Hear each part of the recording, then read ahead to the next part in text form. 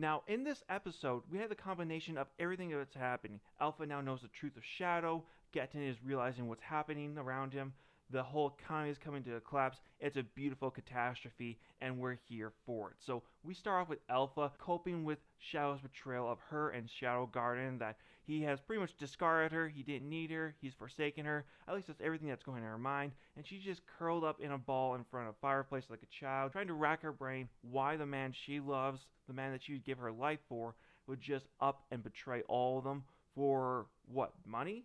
Like, she doesn't understand it, and she's just cold to the world. Now, Luna, she's trying to run through some numbers with her, trying to inform what's going on with the economy, that they're in dire straits, that if everything continues that's going on, Mitsugushi is going to go under, and all their assets, everything they've stored up for the last 10 years, is going to go to waste. That this is a crisis mode. And at that, Alpha tells her that this was all by Shao's design. He had planned it all. He's forsaken us. We weren't strong enough. We weren't good enough for him. That's why he's abandoned us. And now we're left to our fates here because we couldn't live up to his expectations for us. Just in completely dire straits. Just a completely broken Alpha. And this also leads to Luna to start breaking down that Shadow would betray him. It has a huge negative effect on her as it did on Alpha. Now, as they're grieving for being abandoned by their master, Noon, who's the head of Shao Garden outside of the 7 core members, comes in and informs them that the cult had actually been planning to do the exact same thing to him. That Getten, he had been making preparations for counterfeit money to just do the exact same thing to destroy the entire economy. Because the cult saw Mitsugushi as a massive threat. Not even because the Shadow Garden was attached to him, they just saw the whole company as a threat to their corporate alliance, which was going to be their money bank, just coming and destroying them. And Luna makes the mention that Shao foresaw all of this, which is why he gave up on them. Now, Elbow, she backs up on it, stating that the cult hadn't circulated any of those counterfeit bills yet. They're all done by Shadow. Because Shao had foresaw what was going on, he was able to put everything into motion before the Cult of Diablo was ready, thus triggering the now credit collapse that they're about to experience. Now, how far this is going to go, the girls aren't really sure until all of a sudden Beta comes rushing in with a note from Lord Shao. Apparently, it's the decrypted note that he gave her in the last episode that explains exactly his entire plans. He apologized that he had to turn traitor, but it was the only way to save Mitsugushi and the Shadow Garden, that it was the best course of action in order to take down the Cult of Diablo and give them the best chance of the future. Now, he also details where all the money's laid out. It's been a place where all 7 have been before, so proving that he hadn't actually abandoned them. He had just had to go deep undercover to save their organization from utter collapse. So, as the girls are reeling from this, we get a nice juxtaposition from the saving of Mitsugushi to the absolute catastrophe that's hitting the corporate alliance. Where we come over, we're seeing that they're having to close down branches all over the place. They are now being raided by the Royal Guard, finding no funds in there. It's just being wiped out. And ultimately, Getten learns that the person behind it was Yukime, the White Fox from the White Tower, the Lawless City. Now, upon hearing this name, he immediately has a flashback to his wife, because he knows exactly who this is, and he goes out hunting for him. Now, the two of them, they do have a bit of a meetup and a bit of exchange, but it doesn't last that long, at least their initial exchange, because Yukime, she just wipes the floor with Getten, proving that he's a weaker swordsman than her. All she had to do was just use a fan to defeat him. But instead of killing the man, she leaves him alive because he had saved her life, he had saved her village, and she does have some love for the man left, although she has a lot of hatred for him, so she lets him live with his life, but turns and walks away. Now, seeing that he's defeated and there's nothing that he can really do, he takes a pill from the Cult of Diablo, and as soon as he takes that pill, all his ailments are healed. He's able to see finally once again, and he rushes in for an attack, slashing at Yukime's back before she has a chance to turn to defend herself. Now, with her on the ground bleeding, he sees what he's done to his wife, and once again he loses control by mumbling that they're going to take from me if I don't take from them. So he's going to go ahead and try to kill her. Now, as he's about to bring his blade downward to finish her off, Shao shows up, knocking him backwards, telling him that he's only here to retrieve something special.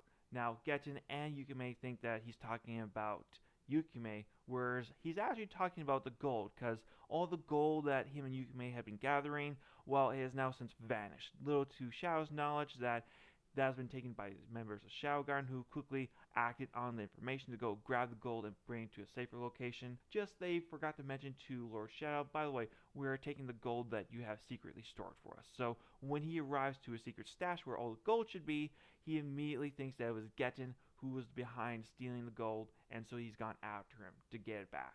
Now, we get a nice little fight between the two, but really, it's no real contestant.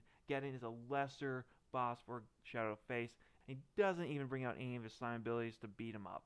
So, it's kind of a very one-sided fight here. Now, before Shadow finishes him off, he asks if he has any last words to say, and he says he has nothing, so Shadow just keeps on repeating his question after a punch to the face repeatedly. Now, eventually, Geddon does say something. The only reason why he came after this power was he wanted to protect those he cared for. And now that he was passing, he passed the protection of his precious to Shadow. Now, it's kind of a mumble speech. He didn't really get all those words out, but that's the intent that was going out. So we finally learn the reasoning behind Geddon, why he joined up with the cult. Apparently something bad really happened, and he wanted more power to protect his village and Yukume. And along the way, that got warped by the cult, where eventually everything he cared for, those he loved, became his enemies, and his desire for power eventually overcame him, and that's what led to getting into the state. But at the very end, we at least got to see a little hint of the man still shining through as he passed away, pointing over there. Now, to Shadow, he thinks that he's pointing over to the tree because that's where he buried all that gold, which I'm like, Shadow, my man, I know it was just snowing, but you've just been finding this whole clearing. If there was gold here, you should have kicked it up by now. But I guess that's not Shadow's thought. So he's like, oh, you pointed over by that tree, so obviously it has to be over there. So after Yukume heads back to go meet up with her associates in the caves, Shadow is going to go dig up the gold under that tree that he thinks is there, but he's not going to really find anything, sadly. Now, as Yukume gets back to the caves where they had all the gold stored, she finds it empty just as Shadow did, but they're waiting for her is Alpha, who invites her to join Shadow Garden and join Mitsugushi, their front store. Now, Yukume, she doesn't even really hesitate at this. She just goes ahead and says, yep, I'm deal. Work for Shadow. So we got a great alliance with Yukume the White Fox.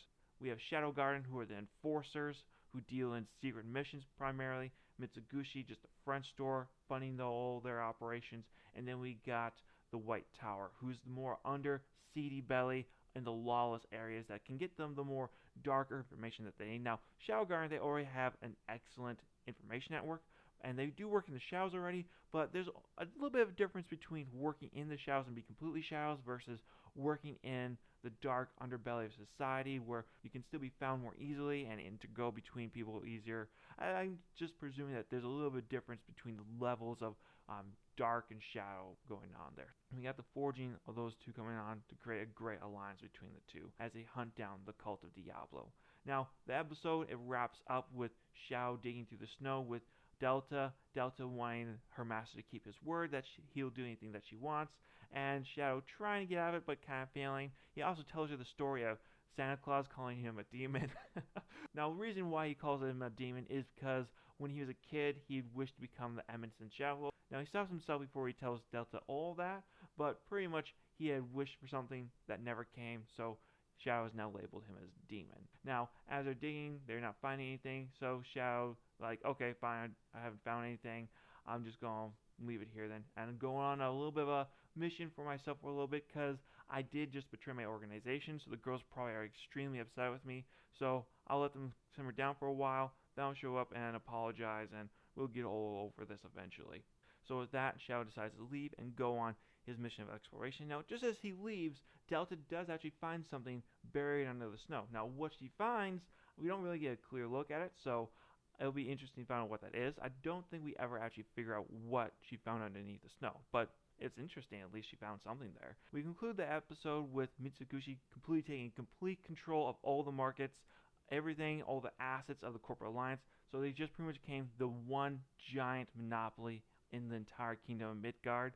So if you want to do any kind of commerce, you're going to have to kind of go through Mitsugushi at this point, just because they're the last man standing in the credit collapse, thanks to all the gold that Shadow got for them. And the one last thing I want to mention here is we get a little scene here with Iris and her knights going into the corporate alliance and looking for the gold, which they don't find, so they arrest the president of the corporate alliance.